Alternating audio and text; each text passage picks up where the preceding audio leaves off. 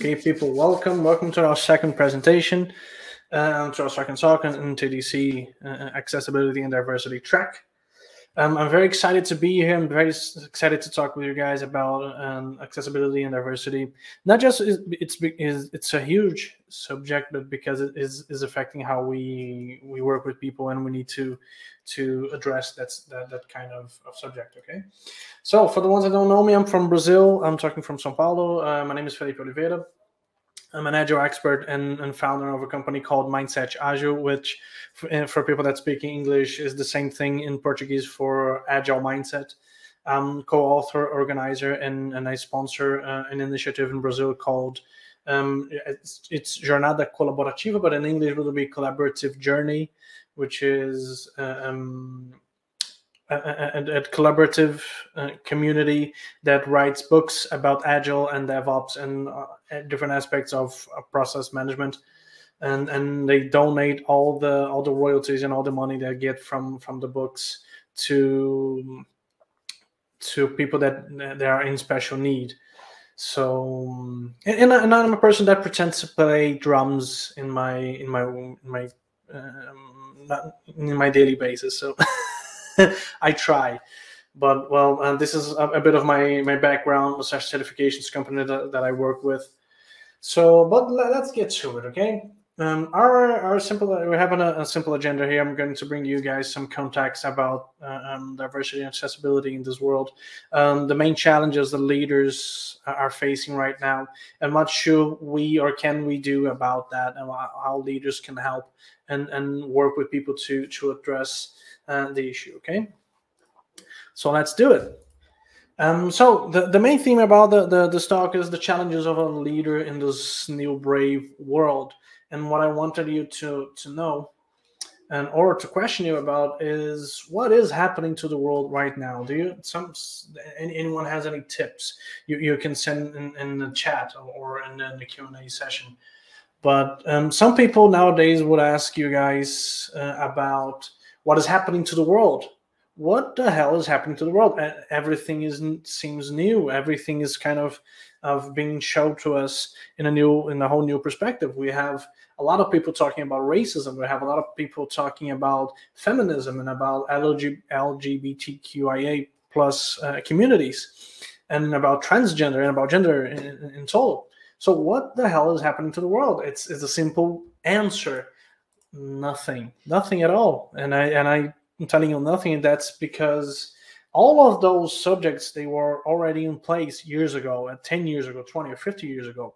We have always talked about racism on different aspects. We have always talked about LGBTQA, and we have always talked about feminism and women's rights and women being equally paid and people with special needs. They have always been there. All these subjects, all these people, they have always been there. They have always showed their voices. But now, in this whole new digital world that we are part of, they have a different voice. They have a louder voice, and people are starting to pay attention. Obviously, some people are paying attention in a bad way, but most of the people are paying attention in a good way. Noticing that you have to present people better choices and better opportunities. So what's happening to the world right now? Nothing at all. We are just this is nothing new, right? When we're talking about special needs or feminism or different technology to support people with special needs, blind people, deaf people, and all of that, we have it's something that we have always experienced those kind of situations. We have always interacted with these kind of people with those needs. We are just talking more about it, and so it's nothing new. So about that, if we know that it's nothing new, what the hell is happening then? Because people are starting to be bothered with that, and I think it's very confusing because it's something that has already existed. So. Even though it's a subject that we already have in place, leadership is still a big part of this kind of issue. Not just leadership, but we're talking about leaders today. But it's simply because leaders, they encourage or disapprove behaviors. They are people in the company. They are people that represent the behaviors, right? And all the employees, all the people that there are led by them, kind of notice that kind of behavior and kind of follow that kind of behavior or use it as an example. A leader is kind of a mirror for all of us, right? So if I have a leader that talks with people in a bad tone or complains about stuff, we are starting to complain about stuff. And so they are kind of the examples of the company. So these are the kind of people that could encourage some particular behavior or could disapprove some particular behavior. And also leaders, they represent the cultural aspects of the company. They represent their values. When we enter a company, we look to our leadership. We look out to the people that are there for a longer period, or they have different kind of positions in the company, and we look to them and we look after them, so we can have the same results that they had or better results. So they represent the culture of the company. They represent their values, their policies, their principles. So leadership is a big part of the deal. Also, leaders in our companies are more likely to dictate how the company hires.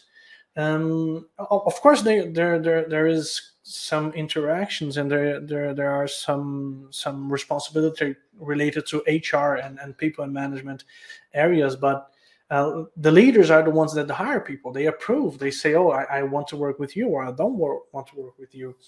And as they can dictate or they can influence how company is hiring people, and somehow they have to notice that some of their hiring policies and processes can influence accessibility and diversity. And also leadership influence decision making about hiring people, and especially professional development. So if you're a leader and you're working with your team, you are responsible for developing skills and competencies and behaviors and kind of codes of conduct in your company and your team. So accessibility and diversity are subjects that leadership can influence by professional development and hiring. So following the steps of Gita in her previous presentation, how is leadership dealing with that? Okay. And we have to know a few things. We have to know what accessibility is per se, because if you say about accessible, we are talking about people that experience some kind of disability or some kind of special need, and they have the opportunity to get access to the same information, the same opportunity, the same interactions, the same entertainment processes, and the same entertainment products, video games, movies, and music, and stuff like that. And we have to know that accessible means they can enjoy in the most effective and equally manner all these experiences and all these products. And we are talking about accessibility. We're talking about several things. We're talking about people that are in a wheelchair, or people that have visual disability, or people that have audio disability. And for example, if this slide that you are seeing right now, everybody can see it, everybody can read what is written here. If I show you that, would you be able to read? Probably not. It's white and yellow, but there are people that actually can see things like this, and some people can see in red. So will they be able to see this presentation? Probably not. Some people don't see green. So how can we help those people to do that? And it's a simple detail. When we're talking about technology, for example, when you're developing your website, when you're developing your product, all the colors that are there, all the things that are there, they attend to special needs. They help people to use that. For example, I don't know if you guys play video games. I love video games, but on PC. And I've played a video game called Battlefront from Star Wars. And when I was putting up my settings and changing a few controls, I've noticed that in the video game, they have a specific control about a visual disability, about how people see colors. And you can adjust the colors of the video game so you can see in a more effective way all the colors of the video game. So that's what we're talking about here. That's what's called accessibility. It's providing people all the same information, all the same interactions. And diversity, it's a very wide range of interests, backgrounds, experiences. We're talking about different groups of people with different ethnicity, race, socioeconomical status, political views, gender, and sexual orientation, and geographical areas. So that diversity is not exactly inclusion. We need to understand diversity and what is diversity to actually know what is inclusion, right? I read an article yesterday that talked about the difference between diversity and inclusion. So diversity is kind of the company's perspective. How can we provide a diverse environment? How can we have people with different socioeconomic status and genders and ethnicities and geographical areas? But when we're talking about inclusion is how the person feels about it, how the person feels about they are being included in those kind of environments or not. So if you can talk about diversity and not be inclusive at the same time, you can talk about accessibility and not have the inclusion part. So when for example, I don't know if your company organize end of the month parties and end of the year parties, that those kinds of happy hours and stuff like that, they are accessible to everyone, and they have all the kind of they tackle the differences, they tackle the diversity, they tackle the accessibility. Everyone can go to the places, everyone can have fun or not. So that's something that we should attend, right?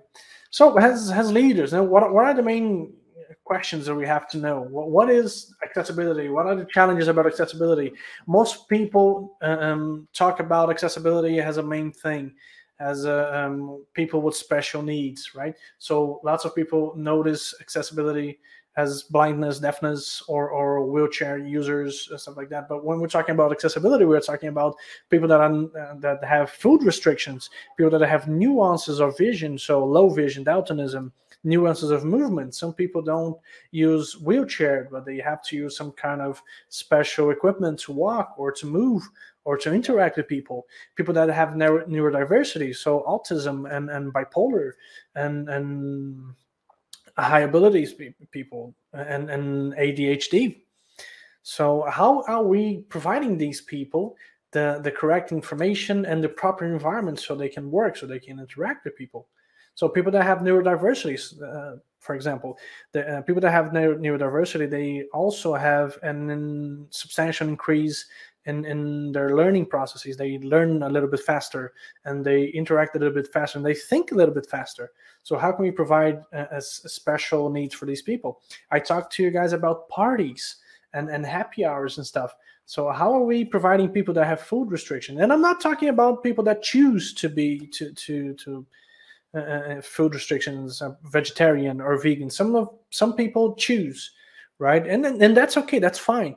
I'm talking about people that are gluten intolerant or lactose intolerant, or they are allergic to some kind of foods. How can we provide these people the access to a better interaction? So accessibility is understanding what is their need and trying to give them a better approach. And when we're talking about diversity, we're not just talking about race and ethnicity. It's about LGBTQIA plus communities, about religions, about gender. And gender and LGBT communities is a delicate subject, because we have so many perspectives today that's, for some people, it's kind of difficult to talk about cisgenders and about non-binary. These are not new terms, but they are getting people are getting those kind of information now. So it is important to us to notice that, to access this information, to know the difference, to know their perspectives. So the challenges about diversity is also related to social and financial background. So people that come from poor communities, from poor areas, how can we help those people to engage better jobs and better opportunities? And when I talk about women equality, I'm not just talking about rights, or because women have, for I don't know, in Brazil, for example, women have practically the same rights that men. but for some reason, companies might in different kinds of the world, or even in Brazil, pay will not pay equally with women and men, even though they have the same qualification or the same perspectives. If you Google for a few moments, you'll notice that some women actually they got out of their jobs because company wouldn't agree with them or with having kids or attending to specific needs about their kids or about their families. When we ask a woman about how they balance work and family, are we asking those things to men too?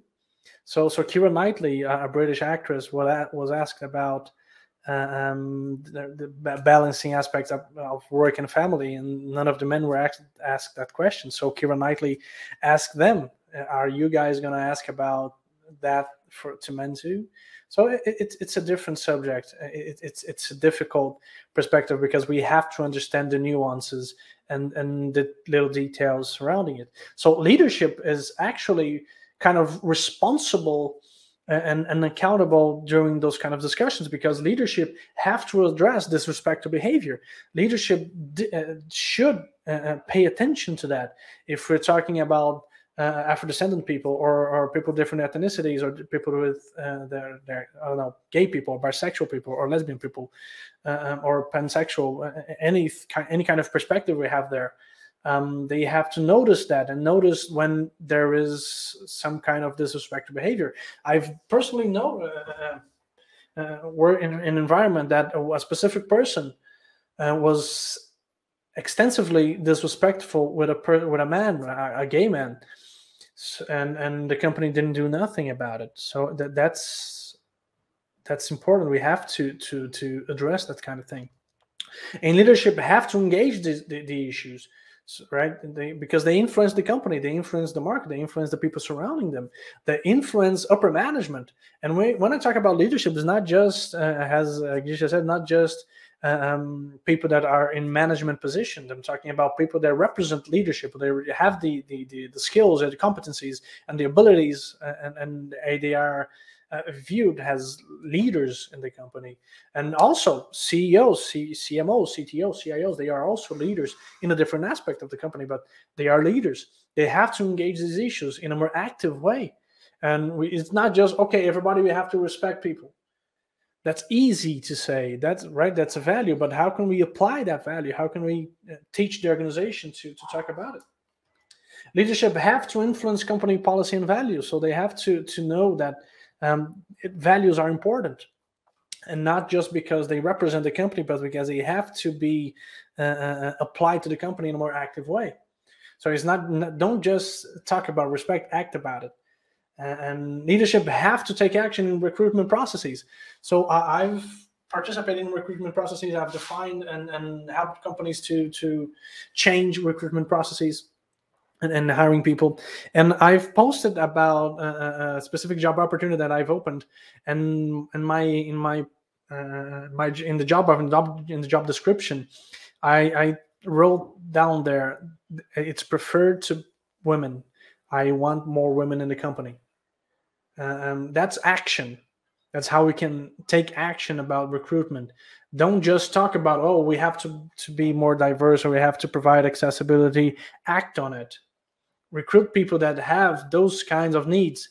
Recruit people that are in wheelchair. Recruit people that have visual disability. Recruit people that have neurodiversity. Recruit people that are diverse in any kind of aspect, and act on it. And leadership have to inspire others. They are inspiration. They are people that motivate others. They are people that influence their behaviors, and their kind of the way they interact with people. So you have to inspire people. You have to generate these kind of information and talk about it, and organize events or webinars or anything like that. But you need to tell people what is best, and what are we talking about respect, about interaction, about diversity, and about also inclusion. How can we provide people the correct environment to know that? Leadership have to see to the change in the organization. They have to lead the change. also. They are change agents also. And last but not least, leadership have to understand and move forward. They have to gather their co-workers and the people that work with them, so they can also see that kind of information. So being diverse is about also helping people. It's about helping. How can we help all the organizations to change? Okay. So how can we help? How leadership can help people to notice that? Because as leaders, we have not just responsibility, but we have all these challenges to deal with, right? When I'm talking to you guys about diversity, it's difficult for someone, for example, for a leader, for a new leader, to address ethnicity. How can they talk about it? How can they influence people? For example, I've watched an interview that Morgan Freeman gave to a specific network, and the interviewer asked Morgan Freeman, how can we solve or address racism? And Morgan Freeman said, don't talk about it. I think I know what he was trying to say, which is simply stop treating people like they were actually in all to say different. I'm going to stop talking to you as a white man, and you're going to stop addressing me a black man. And that's his words. I'll try to stop to address you the white man. You're going to stop addressing me the black man, or the Asian man, or the woman, or the black woman, or the gay man, or the fat woman. And these terms don't have to define people, right? When we are talking about someone, we tend to address their what differentiate them from other people. So, oh, do you know that person? Which person? Oh, that fat one. That's a bad thing to say. Regardless the reality, regardless what is actually what is the reality itself. So how can we help? First, we have to build awareness. We have to build in our teams, in our companies, the awareness of the subject. We have to teach people. We have to teach people on how they should act and how they should tell people about that kind of information. Some people don't know. Some people don't have access to information, or the information has barriers to reach people about how they can address to Afro-descendant people, or how they can address to LGBTQIA plus communities. So, for example, we have now something that we call the social names, right? In Brazil, we have social names, and that is the preferred name. So, for example, my name is Felipe, but I might be more likely to be called, I don't know, some other name. So that's something that we have to teach people to notice and to respect that. Right? We have to recognize the issue. We have to understand the issue that right there. We have to hire diversity. So when you're publishing about a job offer or a job opportunity, put right there only for Black people, or only for Afro-descendant people, or only for Asian, or only for neurodiversity, or only people that are from poor regions, or from fragile socioeconomic aspects. So really include people. So you have to really bring people together. And when you're talking about bringing people together, is providing ways to wheelchair users to access stuff. For example, I've been to a hospital a few days back. It's everything okay, but I've noticed that the hospital didn't have the correct access for wheelchair users. The doors were manual. How can a person walk through there? So the spaces that he or she could go to places were really small, and the colors and a lot of stuff were not including people. So that's something we have to address. Respect everyone. I think respect is a universal perspective, is a universal value. So we need to understand what is respectful and what is not. It's sometimes it's difficult to see, but we need to understand that. And don't. Another thing that we can help is don't treat equally. When I say don't treat equally, it's the difference between equality and equity. because when we're talking about equality, some people say, and that's the main definition, provide the same opportunities. Yes, we're talking about providing the same opportunity, but we have to recognize that some people are different, and we have to provide the amount of information or experiences or resources so they can elevate their position, so they can experience it better. So we have to understand that they need the different things. So when we're talking about a person that comes from a poor region, maybe when we are talking about hiring that person, we might actually have to understand that probably that person, or maybe that person, didn't have access to the same information or to the same college opportunities or to the same knowledge. So maybe I should use a different criteria. So when we talk about giving the same opportunity, we are using the same criteria for different people or for different needs, right? So when I say don't treat equally, is about equity, is about understanding their needs and maybe using different criteria about their needs. Empathize, and it's difficult to talk about empathy because we won't be able to actually feel what they feel, because we didn't live their lives. We didn't actually know what they went through. But we have to somehow try to understand the feeling, try to know what they are feeling, and try to put ourselves under their umbrella and know what they are talking about. We have to include, not just bring people together, but create environments that include people. We have to give a chance. We have to give a chance to other people. We have to think as if you lived it. It's kind of impossible to do that, but the effort is valid, and we have to take action.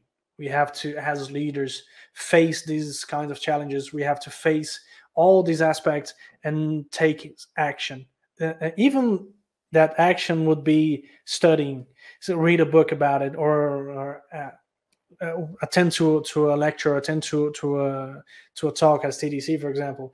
But take action the better way you can. So what comes next, right? So this is kind of a wrap up here, so we can finish. It's not just leadership. It's not just leadership that can act. It's everybody. It's you. It's me. And if you're not a leader in your company, if you don't have a management position, act on it. Promote things, build events, build material, write about it, and talk about it, and bring people together, and try to invest in something like that. If you want, for example, to invest your money, you have some money in a bank, and invest in companies that provide these kind of solutions, technologies that bring people together. Okay. And companies have their responsibility, their social responsibility. Companies are not made just for clients. Companies have a collective responsibility to provide people a better place, or a better perspective, or better solutions. So if you are McDonald's, or you are Burger King, if you are OLX and Itaú or Zoop or any company in the world, or Apple, you have to notice that. You have to know how to provide your services to those people.